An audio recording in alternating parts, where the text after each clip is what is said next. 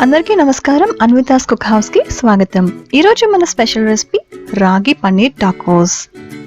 General గా tacos అంటే చాలా మంది డీప్ ఫ్రై చేస్తుంటారండి, వీటిని అవాయిడ్ చేస్తూ ఉంటారు.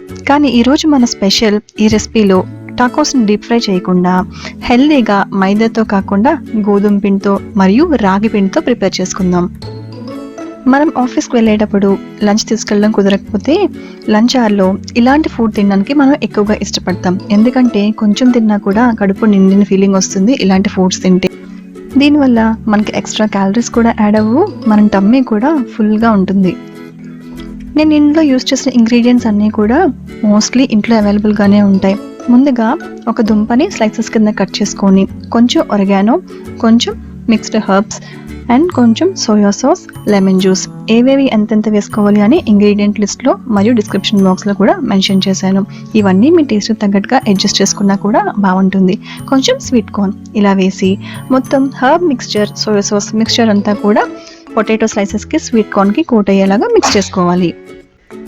ఇప్పుడు ఒక నాన్ స్టిక్ పాన్ వేడి చేసి అందులో కొంచెం నెయ్యి బ్రష్ చేసుకోవాలి. మనం ప్రిపేర్ చేసుకున్న మిక్స్చర్ అంతా కూడా ఇందులో వేసి బాగా కుక్ అయ్యి అది రోస్ట్ అయ్యేంత వరకు ఉంచుకోవాలి.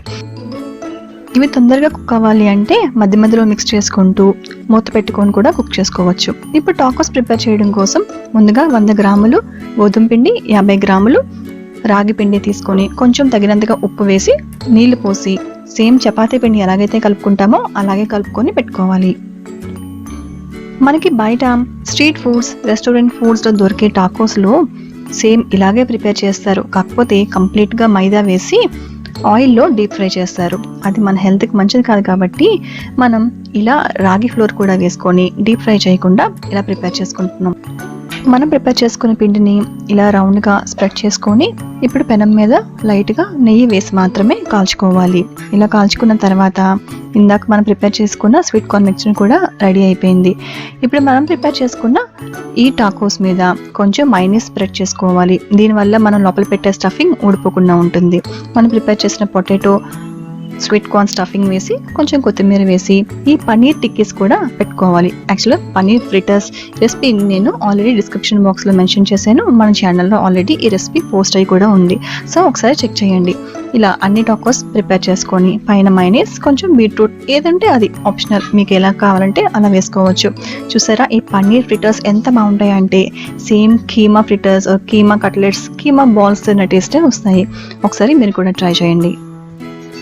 మనం రాగి పిండి ప్రిపేర్ చేసుకునేటప్పుడు కొంచెం నెయ్యి కూడా వేసుకొని మిక్స్ చేసుకొని ప్రిపేర్ చేసుకుంటే మన టాకోస్ ఇంకా సాఫ్ట్గా మెత్తగా వస్తాయి. మీ దగ్గర mixed herbs, oregano, soya sauce లేకపోతే ఇంకా మరి ఏం చేస్తాం, మీ దగ్గర ఉన్న గరం మసాలా వేసి ట్రై చేయండి. టేస్ట్ యూనిక్గా రెస్టారెంట్ స్టైల్లో రావాలి అంటే అవి ఉంటేనే బాగుంటుంది. మళ్ళీ ఒక మంచి డెలిషియస్ అండ్ యూనిక్ రెసిపీతో కలుద్దాం. Until then take care, bye bye and నమస్తే.